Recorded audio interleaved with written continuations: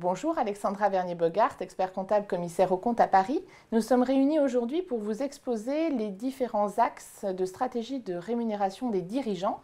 Jean-Loup Clément est ici avec nous, spécialiste de la question, responsable des partenariats GAN Assurance dans la région Ouest. Jean-Loup, est-ce que tu peux nous expliquer les principaux axes de la rémunération des dirigeants? Tout le monde s'accorde à dire aujourd'hui qu'on ne peut pas envisager la construction d'une rémunération et d'une stratégie de rémunération sans évoquer au moins trois axes. D'abord, la rémunération nécessaire, évidemment. Il va falloir, pour construire une rémunération, déterminer quelle est la rémunération nécessaire minimum mensuelle pour pouvoir déterminer ensuite comment on va construire le reste. Et le reste, ça va se construire essentiellement à partir du statut. Le deuxième point, ça va être quelles sont les sécurités nécessaires pour sécuriser cette rémunération qu'on aura construite, parce que sans sécurité, tout ce qu'on aura fait risque de s'écrouler comme un château de cartes au premier problème. Alors les sécurités nécessaires, c'est quoi? C'est d'une part, pour le chef d'entreprise, sécuriser d'abord son outil de travail, être sûr que son outil de travail est bien sécurisé. En second lieu, c'est sécuriser sa rémunération à lui à partir de contrats de prévoyance qui vont être adaptés à sa situation. Ça va être sécuriser également les hommes clés, y compris lui, dans son entreprise. Et s'il détient à 100% son entreprise ou sa holding, il va peut-être falloir aussi réfléchir avec lui sur les possibilités de mettre un mandat posthume, un mandat à effet posthume ou un mandat qui va permettre d'éviter, en cas de problème, de passer par un administrateur de justice pour gérer l'entreprise. Ensuite, le troisième point, ça va être de travailler sur les rémunérations différées. Dans une stratégie de rémunération aujourd'hui, on doit tenir compte de la rémunération induite par les cotisations qu'on verse selon son statut, qu'on soit TNS ou qu'on soit assimilé salarié. Il y a effectivement des cotisations qui sont différentes, avec des volumes de cotisations différents, mais aussi avec des volumes de prestations différentes. Donc il faut tenir compte de ça dans la stratégie de rémunération. Évidemment, quand on va choisir un statut ou un autre, ça va avoir un impact sur la rémunération différée. Jean-Loup, est-ce que vous pouvez maintenant nous exposer les conventions d'assistance, leurs caractéristiques et les risques qu'il faut bien veiller à prendre en compte lorsqu'on en met en place? Alors, en effet, dans votre profession, beaucoup de chefs d'entreprise ont dû créer des holdings. Vous savez bien, depuis des années, c'est un système qui est relativement bien huilé, sauf que depuis 2010, certains arrêts de la Cour de cassation ont donné un regard un petit peu particulier à ces conventions d'assistance. Et il faut attirer l'attention de toutes les personnes qui travaillent dans le conseil aux dirigeants sur les risques induits par notamment l'arrêt Samo-Gestion, qui est un arrêt de 2010. Et dans cet arrêt, en fait, qu'est-ce qui s'est passé? Vous avez une société anonyme, Sorepla, et vous avez un associé de la société qui décide de créer une SARL et de passer une convention de prestation de services avec Sorepla. Il se passe qu'à un moment donné, il y a des tensions entre les associés. Évidemment, ça arrive quand même dans la vie des entreprises. Sorepla refuse de continuer à payer la convention de prestation à Samo-Gestion. Samo-Gestion attaque Sorepla pour poursuivre le contrat. La Cour d'appel, je passe un petit peu les détails, mais donne raison à Sorepla. Sorepla attaque Samo-Gestion sur la nullité de la convention. Et la Cour de cassation donne raison à Sorepla sur la nullité de la convention passée. Pour quel motif? Le motif principal qui a été retenu par la Cour de cassation, c'est qu'en fait, il existait chez Sorepla un directeur général qui était capable de faire tout ce qui était prévu dans la convention de gestion entre Sorepla et Samo-Gestion. Par conséquent, la Cour a décidé logiquement de statuer en disant qu'il y avait double emploi et que donc la convention était nulle, avec évidemment toutes les conséquences que vous imaginez. Et un deuxième arrêt de la Cour de cassation concernant l'entreprise Mécassonic a donné les mêmes les mêmes arguments. Donc c'est vraiment quelque chose dont il faut tenir compte aujourd'hui. Dans l'environnement, quand on veut construire une rémunération pour un dirigeant, il faut regarder quel est le contenu de la prestation prévue dans la convention, à qui elle s'adresse, enfin est-ce que c'est un mandataire social, pas un mandataire, etc. Est-ce qu'on a double emploi entre les deux sociétés ou pas? Ça, c'est vraiment quelque chose qu'il faut regarder de près. J'ajouterais aussi qu'il faut absolument que les conventions correspondent à des prestations réelles, absolument, évidemment, remplies par les personnes qui sont impliquées dans la convention, de façon à ce qu'il y ait une réciprocité entre la prestation payée et la prestation réalisée.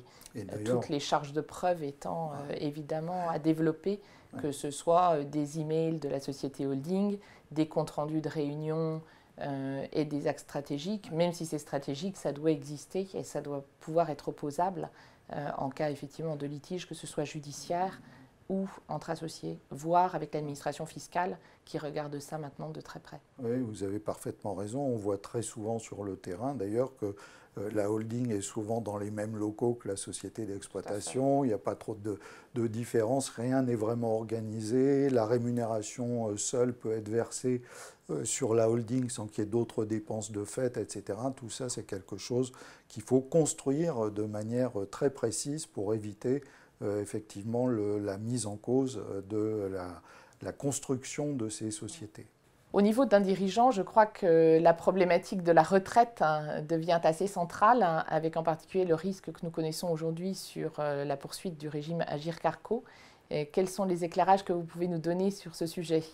En effet, c'est un élément très important, on l'a dit au départ, c'est un des axes dont on doit tenir compte, la rémunération future, en fait, générée par les cotisations qu'on paye aujourd'hui.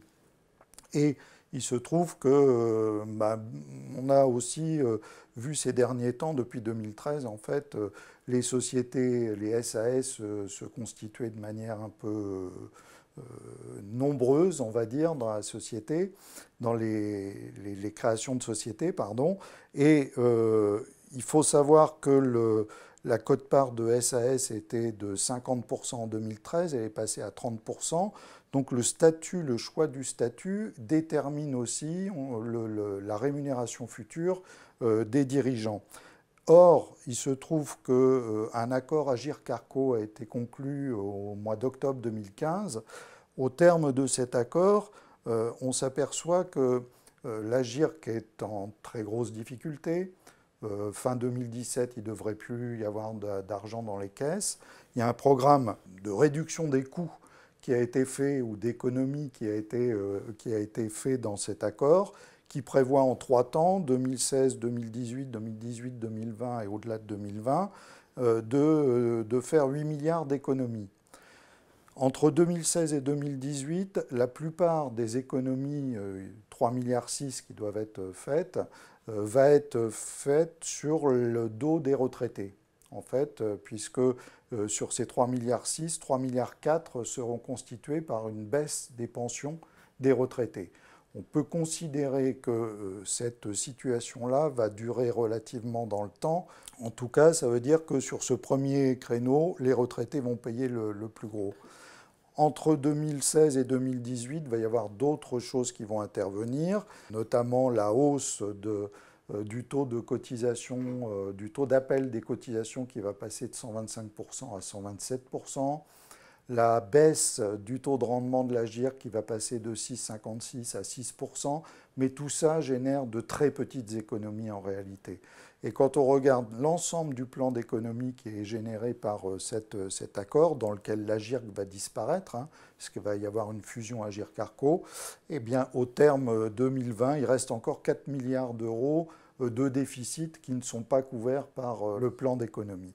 Donc, emmener quelqu'un dans un statut d'assimilé salarié aujourd'hui, ça peut poser un certain nombre de problèmes et il faut tenir compte de ces éléments-là dans le choix du statut qu'on va proposer aux dirigeants. L'arbitrage, effectivement, du choix du dirigeant sur dirigeant de SAS est surtout venu, comme on le sait, de cette problématique d'imposition des dividendes aux charges sociales dans les SARL, qui n'a pas été poursuivie dans les SAS. Donc, effectivement, il y a eu souvent des choix d'opportunité des dirigeants de dire je préfère basculer en SAS, on voit bien que ça la pose d'autres problèmes. Ce problème-là, cette question-là, elle n'est pas terminée. Le débat, il n'est pas clos, puisque le député qui est à l'origine de la demande d'élargissement de la taxation des dividendes au SA et au SAS, M. Bapt, a dû reculer parce que le gouvernement en 2015 a reculé sur cette question-là.